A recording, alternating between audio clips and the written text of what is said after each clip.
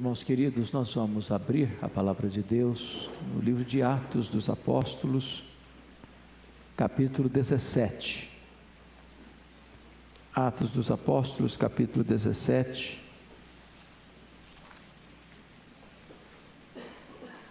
E faremos a leitura a partir do verso 16.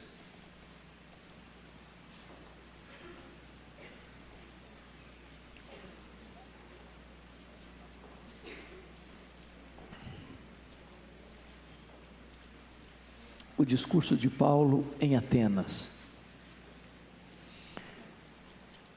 Enquanto Paulo esperava Silas e Timóteo em Atenas, o seu espírito se revoltava em face da idolatria dominante na cidade. Por isso dissertava na sinagoga entre os judeus e os gentios piedosos. Também na praça, todos os dias, entre os que se encontravam ali. E alguns dos filósofos epicureus e estoicos contendiam com ele, havendo quem perguntasse: que quer dizer esse tagarela? E outros: parece pregador de estranhos deuses, pois pregava a Jesus e a ressurreição. Então, tomando consigo, o levaram ao Areópago, dizendo: poderemos saber que nova doutrina é essa que ensinas? Posto que nos trazes aos ouvidos coisas estranhas, queremos saber o que vinha a ser isso. Pois todos os de Atenas e os estrangeiros residentes de outra coisa não cuidavam, senão dizer ou ouvir as últimas novidades. Então Paulo, levantando-se no meio do Areópago, disse: senhores atenienses, em tudo vos vejo acentuadamente religiosos, porque passando e observando os objetos de vosso culto, encontrei também um altar no qual está inscrito: ao Deus desconhecido. Pois esse que adorais sem conhecer é precisamente aquele que eu vos anuncio, o Deus que fez o mundo e tudo o que nele existe. Sendo ele o Senhor do céu e da terra, não habita em santuários feitos por mãos humanas, nem é servido por mãos humanas como se de alguma coisa precisasse, pois ele mesmo é quem a todos dá vida, respiração e tudo mais. De um só fez toda a raça humana para habitar sobre toda a face da terra, havendo fixado os tempos previamente estabelecidos e os limites da sua habitação, para buscarem a Deus, se porventura tateando possam achar, bem que não está longe de cada um de nós, pois nele vivemos e nos movemos e existimos, como alguns dos vossos poetas têm dito, porque dele também somos geração. Sendo, pois, geração de Deus, não devemos pensar que a divindade é semelhante ao ouro, à prata ou à pedra, trabalhados pela arte e imaginação do homem. Ora, não levou Deus em conta os tempos da ignorância.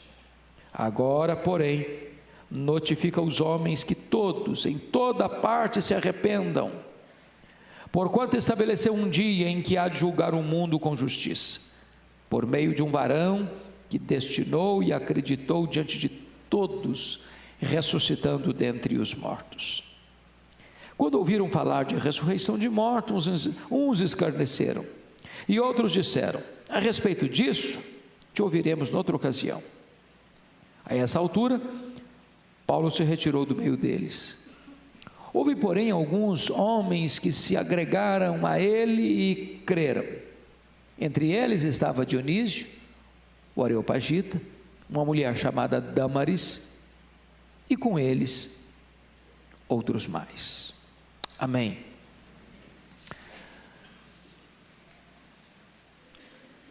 O apóstolo Paulo,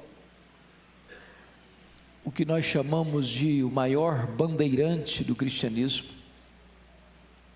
aquele que foi o paladino da fé, o maior pregador, evangelista, teólogo e plantador de igrejas da história do cristianismo, depois de ser preso em Filipos, escorraçado de Tessalônica, enxotado de Bereia, chega sozinho, deixando para trás Timóteo e Silas na cidade de Atenas, a capital intelectual do mundo, a cidade aspergida pela mais refinada cultura humana, o berço da filosofia e das artes, a terra dos grandes luminares do saber humano, dos grandes eruditos que encheram bibliotecas com a sua erudição, a terra de Péricles, de Sócrates, de Platão, de Aristóteles, dos grandes pensadores humanos. E é curioso que quando Paulo chega nesta cidade encantadora, com seus belos palácios, com seus templos religiosos, com seus monumentos arquitetônicos de beleza singular, de uma riqueza esplêndida, diz o texto que o seu espírito se revolta.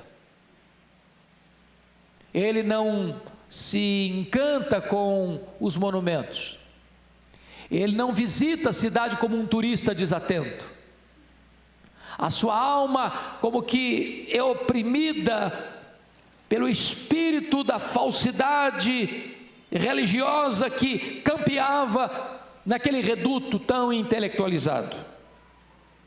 E diz a Bíblia que em virtude disso, ele vai para a sinagoga onde os judeus e os piedosos, oriundos do campo gentílico, convertidos ao judaísmo, se reuniam, e ali ele conversa com eles, ali ele disserta acerca da palavra de Deus com eles. Isso é fazer aos sábados, porque no sábado é que eles se reuniam nas sinagogas. Porém, Paulo não era um pregador entre quatro paredes. Paulo era um homem que estava onde as pessoas estavam.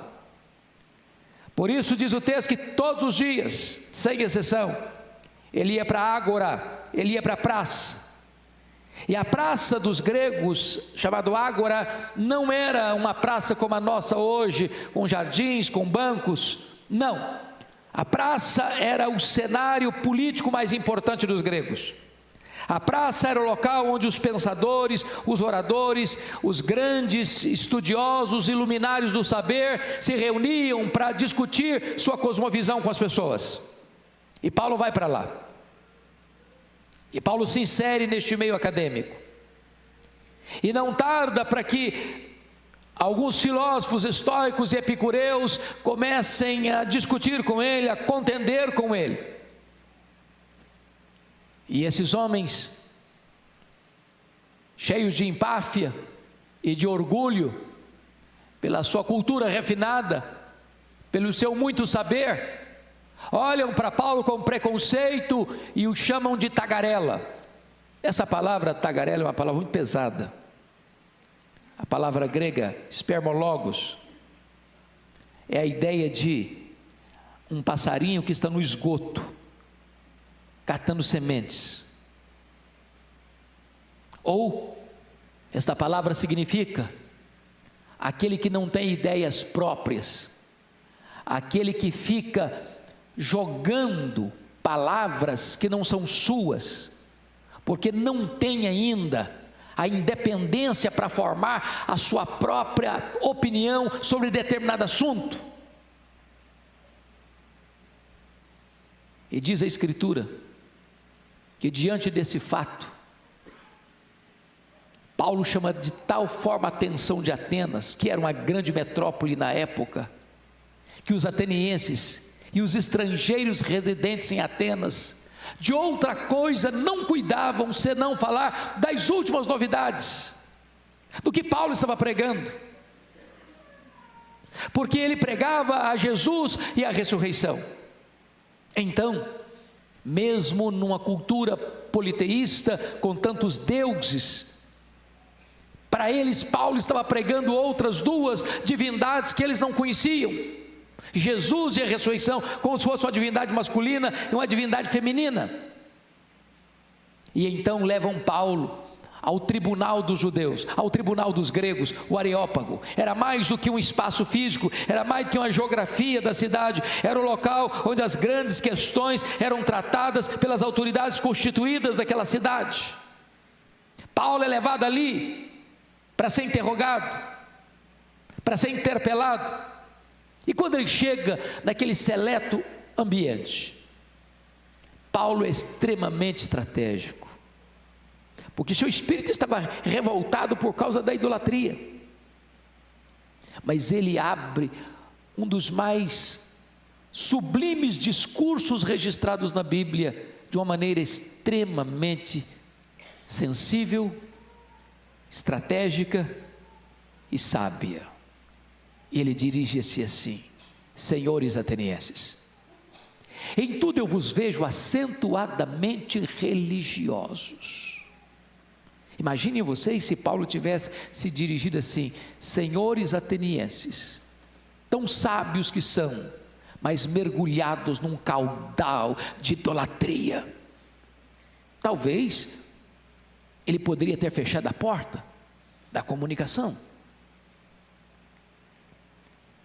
E ele dizendo, passando por Atenas e observando os objetos do vosso culto. Paulo não é um turista, ele passa e não apenas vê, ele passa e observa.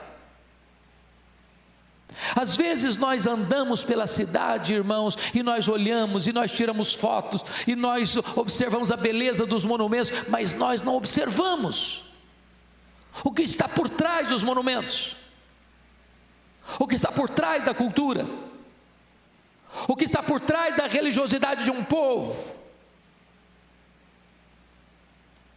Ele disse: eu vi um altar dedicado ao Deus desconhecido.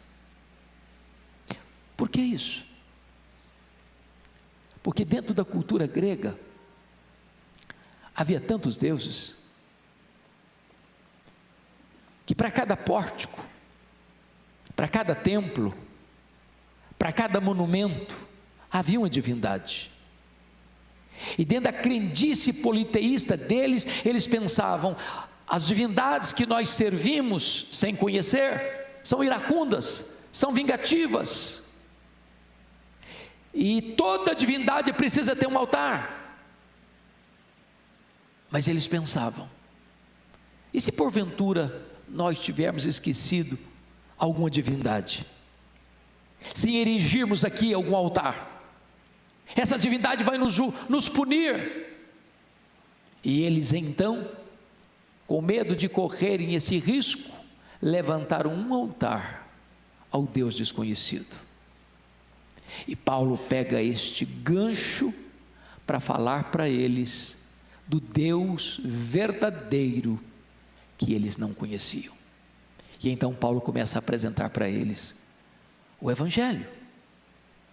O que eu acho curioso, meus irmãos, é que passaram-se 20 séculos.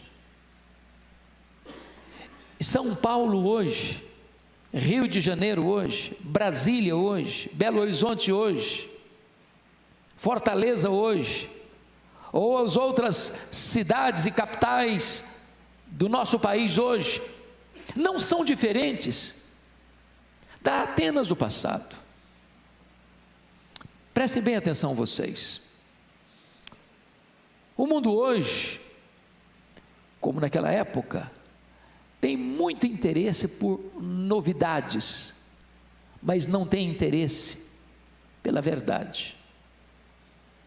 Se você percebeu, está escrito no versículo 21, pois todos os de Atenas e os estrangeiros residentes de outra coisa não cuidavam, senão dizer ou ouvir as últimas novidades. O mundo tem curiosidade para saber de novas novidades, de novas ideias, de novas propostas. Mas para esse mesmo povo, o Evangelho era considerado coisa estranha.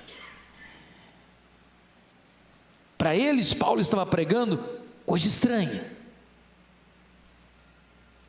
Para o Brasil ainda, o verdadeiro Evangelho é coisa estranha. Mais do que isso, para eles, o pregador era um tagarela. Para eles, o pregador, o apóstolo Paulo, era um tico-tico no fubá, que fica catando sementes aqui e acolá, mas que não tem ideia própria, que não sabe o que fala, que repete o que não entende. Para eles, o verdadeiro Deus era desconhecido. Agora eu pergunto a vocês, não é este o retrato do Brasil também? Não é este o retrato das nações desenvolvidas também? Onde o evangelho é coisa estranha, onde os pregadores são tagarelas, e onde as pessoas não conhecem o Deus verdadeiro. Pensem comigo, depois de 2000 anos, nós ainda parecemos com Atenas, no outro quesito. O mundo hoje, também como naquela época, é dominado por visões distorcidas. Primeira visão, ateísmo. Meus irmãos, esses filósofos que estão discutindo com Paulo aqui, que a Bíblia chama de epicureus, eles eram ateus. Eles não acreditavam em divindade nenhuma. Eles eram materialistas. Para eles a vida era o aqui e o agora. Para eles a vida era o prazer. A meta deles e a filosofia deles era esta: comamos e bebamos porque amanhã morreremos. Não tem vida depois da morte, não tem futuro, não tem eternidade. Agora olha os lugares mais intelectualizados do Brasil, percorra as universidades, percorra os corredores mais cultos do nosso país, percorra a academia, percorra as nações europeias, berço da cultura, e você vai ver que cresce assustadoramente o ateísmo no Brasil e no mundo. As pessoas estão buscando prazer, as pessoas só pensam no agora, elas não pensam no amanhã, elas não pensam em Deus. Segunda visão distorcida daquela época e de hoje ainda, o panteísmo. Esses que são denominados aqui de estoicos, eles eram panteístas. A teoria de que tudo é Deus. Os estoicos acreditavam que a natureza é o corpo de Deus, e Deus é a alma da natureza, a mãe terra. Eles, além disso, eram fatalistas. Os estoicos acreditavam o seguinte: você não pode mudar o destino cego que foi imposto sobre a sua vida, você tem que aguentar. É por isso que até hoje você está acostumado com a frase: o fulano de tal sofre como um estoico, ele trinca os dentes e aguenta.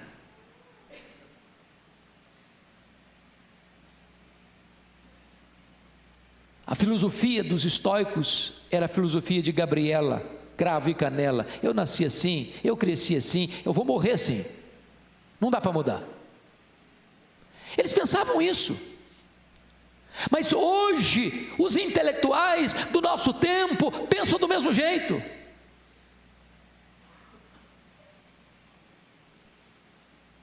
Pense comigo, como lá ainda hoje, eles eram politeístas. Meus irmãos, na época que Paulo visitou a cidade de Atenas, segundo Suetônio, havia mais de 30.000 estátuas dedicadas aos deuses. Isso levou Xenofonte a dizer que a cidade inteira de Atenas era um altar. Isso levou Plínio a afirmar que era mais fácil você encontrar um Deus em Atenas do que um homem. Isso levou Diógenes a satirizar com os atenienses, saindo certa feita, pleno meio-dia, sol a pino, com a lanterna acesa nas mãos. E quando alguém lhe pergunta: o que você procura, Diógenes? Ele respondeu: eu procuro um homem, porque nessa cidade só tem deuses.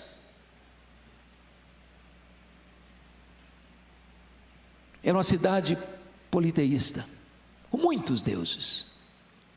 Agora olhe as nossas cidades, e você vai ver que o homem moderno hoje, contemporâneo, tem muitos deuses, que ele mesmo criou. É o seu dinheiro, é o seu sucesso, é o seu prazer, é a sua fama, é a sua glória, é o seu próprio nome. Quantos que hoje, a despeito da sua cultura, ainda se prostram diante de um ídolo? Olha a Índia, que tem mais de 30 milhões de deuses.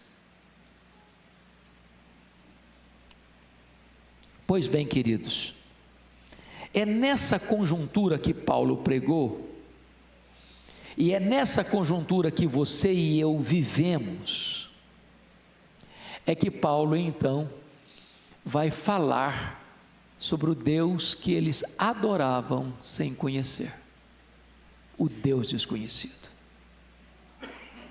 Mas quem é esse Deus desconhecido dos atenienses?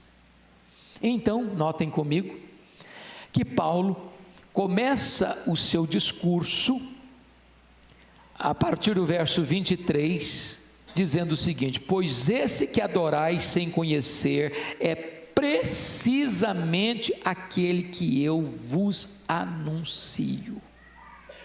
Vocês conhecem muitos deuses. Eu vejo vocês como um povo acentuadamente religioso. O que faltava em Atenas não era religião, tinha demais. O que faltava em Atenas era o conhecimento do verdadeiro Deus. Talvez o que falte no Brasil é o conhecimento do verdadeiro Deus. E quem é esse Deus? E Paulo responde: em primeiro lugar, Ele é o Deus Criador.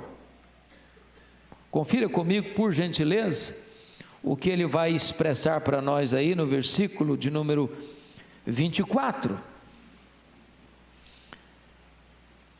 O Deus que fez o mundo e tudo o que nele existe.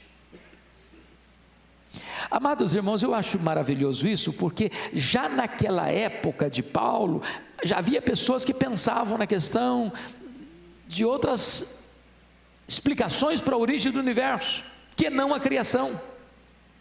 Vocês bem sabem que os gregos não acreditavam na doutrina da criação.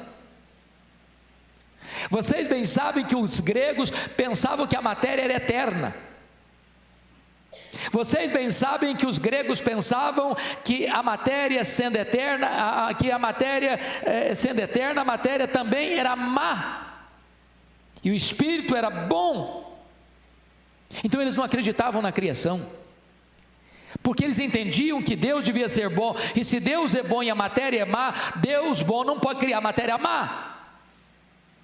Então eles diziam que o mundo surgiu de diversas emanações divinas, mas que a emanação que originou o universo não era Deus.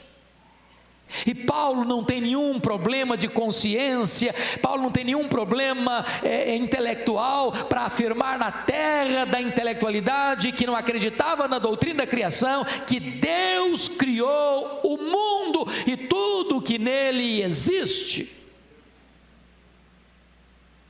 A matéria não é eterna, a matéria foi criada, e criada por Deus. Este mundo é feito de matéria e energia, e matéria e energia não criam a si mesmas. Este mundo é governado por leis, e leis não criam a si mesmas. Paulo está dizendo em Atenas que este mundo não surge espontaneamente, este mundo foi criado. Paulo está dizendo em Atenas que este mundo não é resultado de uma evolução de milhões e milhões de anos, esse mundo foi criado. Paulo está dizendo que este mundo não é fruto de uma explosão cósmica, este mundo foi criado, tudo foi criado por Deus. Esta é uma verdade estranha para o mundo hoje. Quando você prega sobre isso, eles vão chamar você de tagarela. Mas seja Deus verdadeiro e mentiroso todo homem.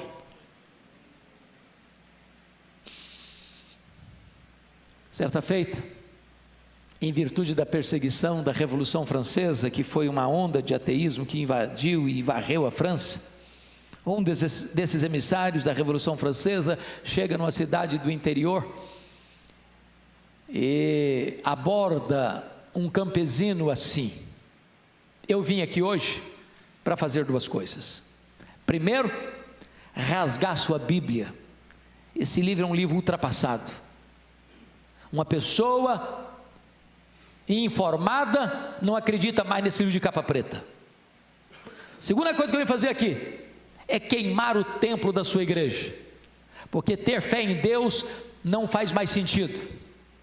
Nós temos explicações necessárias para este mundo que está aí, fora de Deus.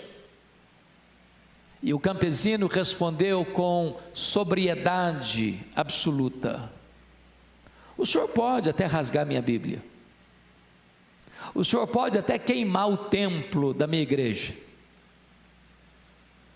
mas antes do senhor tentar banir Deus da minha mente, o senhor vai ter que apagar as estrelas do firmamento, porque enquanto elas brilharem, eu saberei que Deus existe. Os céus proclamam a glória de Deus e o firmamento anuncia as obras de suas mãos. Irmãos, esta é uma verdade que precisa ser anunciada em alto e bom som nos nossos dias. Deus é o Criador de todas as coisas que existem. Você e eu não viemos do macaco, você e eu viemos das mãos do Deus Todo-Poderoso. Nós somos a imagem e semelhança do Deus Todo-Poderoso, o Criador dos céus e da terra. Segundo lugar, Paulo vai mostrar para nós que o Deus que os atenienses não conheciam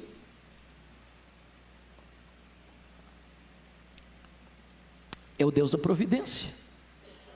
Confira comigo o que Paulo vai afirmar no versículo 25, na parte B. Pois Ele mesmo é a quem a todos dá vida, respiração e tudo mais. Agora confira o verso 28. Pois nele vivemos e nos movemos e existimos. Esse Deus não só criou tudo, mas mantém tudo com vida. Ele não só é o Criador, Ele é o preservador. Ele não é só o Deus da criação, Ele é também o Deus da providência. Se você veio aqui hoje, isso é uma prova de que Deus existe. Se você está aqui nesta noite, isso é uma evidência absoluta de que Ele existe, porque é Ele quem mantém a sua respiração, é Ele quem mantém o seu cérebro funcionando, é Ele quem mantém o seu coração batendo, é Ele quem mantém você com oxigênio em seus pulmões, é Ele quem lhe dá a vida. E sabe, amados, às vezes pelo corre-corre da vida, pela falta de reflexão devida no nosso coração, a gente pode passar pela vida achando essas coisas tão naturais, a ponto de você levantar-se de manhã e abrir a janela do seu quarto e a luz entrar, e você nem reconhecer que se você está vivo é porque Deus lhe preserva a vida. Se você tem pão sobre a sua mesa, não é porque você tem dinheiro, porque de nada adiantaria você ter dinheiro se os campos não produzissem alimento. É Deus quem sustenta.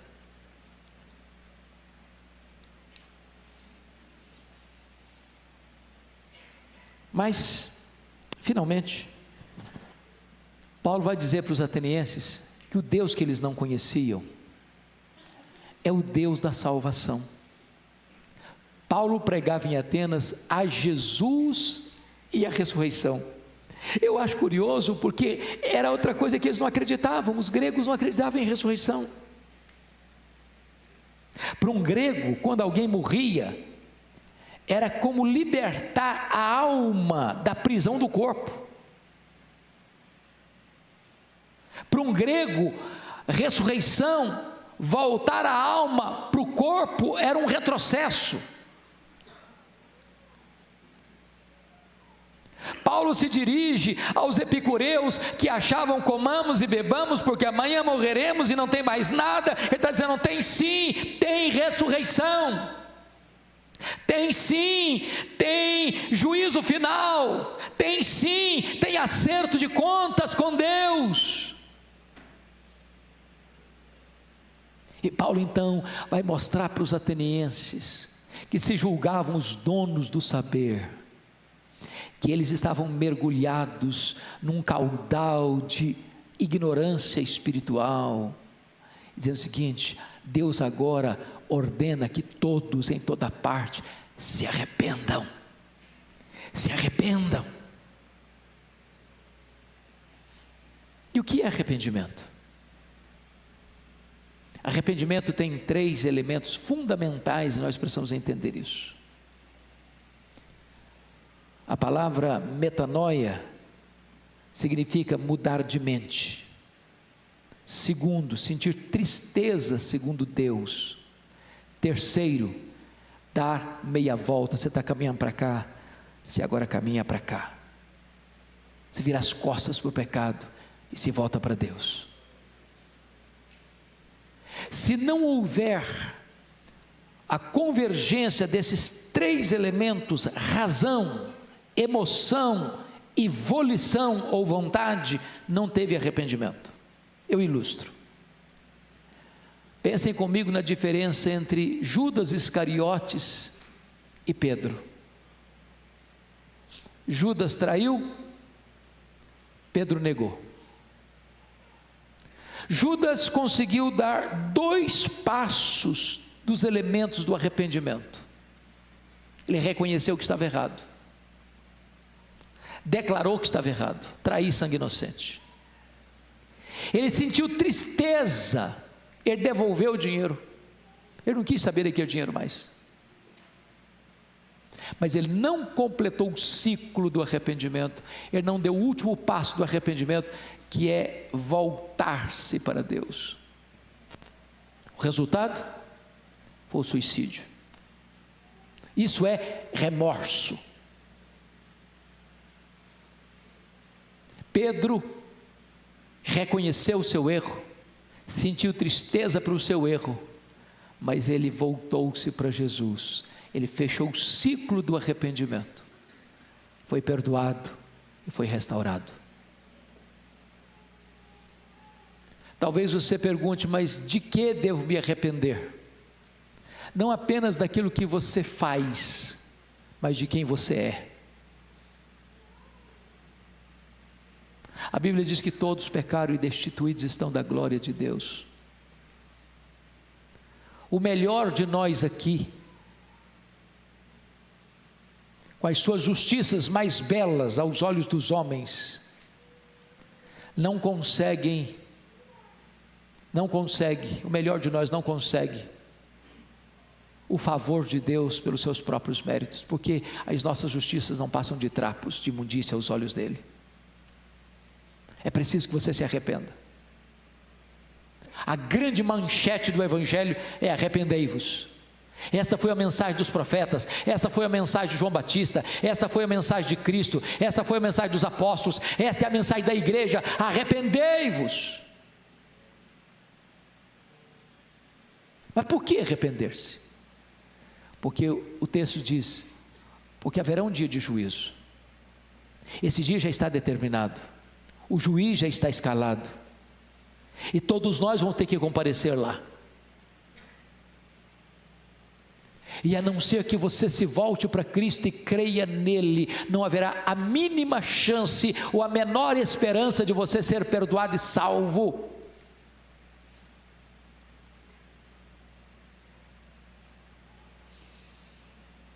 Depois que Paulo termina esse sermão em Atenas, eu acho curiosíssimo,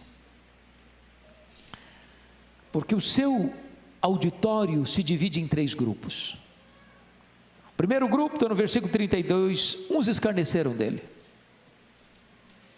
Irmãos, prestemos bem atenção nisso. Às vezes nós imaginamos, você que é um irmão em Cristo, você que é um pregador leigo, você que é um professor de escola bíblica dominical, você que é chamado aqui e acolá para dar uma palestra, para dar um estudo bíblico, ou para lecionar numa sala bíblica, escola bíblica dominical, ou você que prega para o seu amigo, para o seu vizinho, para o seu parente. Às vezes você pensa que quando alguém rejeita a mensagem que você prega, você fracassou. Você não fracassou. Não há fracasso na pregação do Evangelho.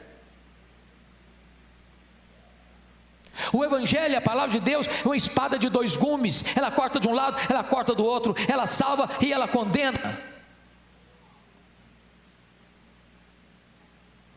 Quando as pessoas rejeitam a palavra, elas estão trazendo sobre si mesmas a condenação que esta palavra insere. E quantos hoje escarnecem? E quantos hoje zombam? A primeira reação dos atenienses intelectuais foi zombar de Paulo, escarnecer de Paulo.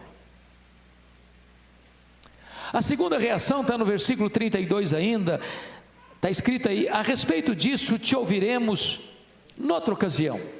A segunda reação não foi mais agora escarnecimento, não, agora é protelar, adiar a mais importante decisão da vida. Não é este um grande risco hoje? Quando uma pessoa diz, a respeito disso ouviremos noutra ocasião, sabe o que a pessoa está dizendo? O meu futuro está nas minhas mãos, eu que controlo isso. Essa pessoa é insensata, porque ela não administra o seu amanhã. Nenhum de nós pode ter garantia de que estará vivo amanhã, por mais saudável, por melhor que seja a sua posição social. Isso é presunção. É por isso que Tiago diz, você nunca deve dizer o seguinte: amanhã nós iremos, amanhã nós viajaremos, amanhã nós negociaremos, amanhã nós teremos lucro. Se Deus quiser você viaja, se Deus quiser você vai, se Deus quiser você negocia, se Deus quiser você ganha dinheiro, se Deus quiser você realiza seus projetos, mas se Deus quiser, se Ele não quiser, Ele fecha a torneira do oxigênio e você cai morto. Sua vida está nas mãos de Deus. Mas louvado seja o Senhor. Confira comigo o versículo 34. Houve uma última reação. Está escrito no verso 34: houve porém alguns homens que se agregaram a ele e creram. Louvado seja Deus. O que me encanta no Evangelho, irmãos, é que a palavra de Deus não volta para ele vazia, sem operar os desígnios de Deus. Então não se acanhe de pregar o Evangelho. Deus tem os seus, e a Bíblia diz que as ovelhas de Cristo ouvem a sua voz e o seguem.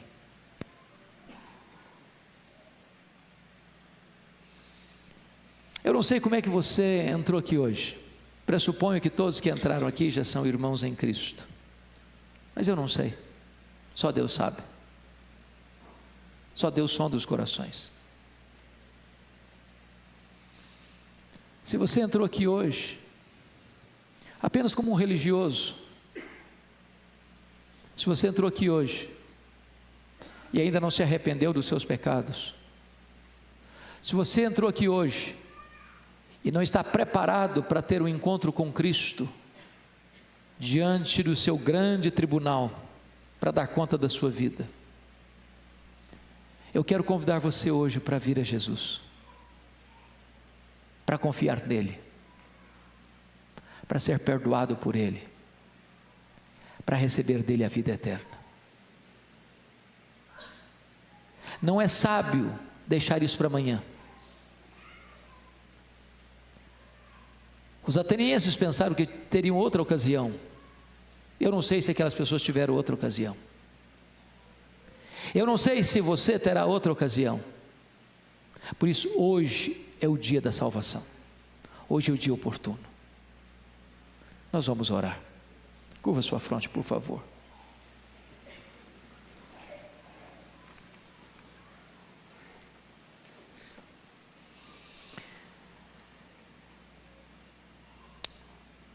Ah, Senhor, nós te rendemos graças, porque a tua palavra é viva e poderosa. Mesmo num ambiente tão hostil como Atenas, a tua palavra diz que alguns creram. O que nós te pedimos nesta noite, ó Deus, é que se alguém entrou aqui hoje, nesta casa, que ainda não se rendeu totalmente aos pés do Salvador, que esta seja uma noite de salvação. Que agora mesmo tu removas as escamas dos olhos, que agora mesmo tu tires o tampão dos ouvidos, que agora mesmo tu tires o coração de pedra, dando um coração de carne, que agora mesmo tu concedas o arrependimento para a vida e concedas a fé salvadora, que agora mesmo o milagre da regeneração aconteça e a conversão venha à tona, para a glória do teu nome. Mas oramos ainda, para que a tua igreja aqui presente não se acovarde, não se omita, não caminhe pela cidade de São Paulo, outras cidades aqui representadas, como turistas desatentos, só olhando o trânsito ou os monumentos. Que os dramas da cidade aflijam também o nosso espírito, que as dores da cidade também pulsem e latejem no nosso peito, e que a percepção que tivermos, ó Deus, nos arranque do comodismo, para entrarmos nas sinagogas, para irmos para as ruas e para as praças, para irmos para os salões, onde as coisas são decididas nesse país, para ali anunciarmos o Deus que eles não conhecem, na força e na autoridade do teu poder. Ah, meu Deus, em nome de Jesus, tem misericórdia do Brasil, tem misericórdia desta nação, que se prostra diante de tantos deuses falsos. Que esta nação te conheça como o único Deus vivo e verdadeiro. Que essa nação se arrependa da sua idolatria e dos seus pecados e mazelas, e se volte para Jesus Cristo, a única esperança. E que tu levantes a tua igreja neste país, para ser uma agência do teu reino na proclamação do glorioso evangelho da graça. Que seja assim, Senhor, em nome de Jesus. Amém. Amém.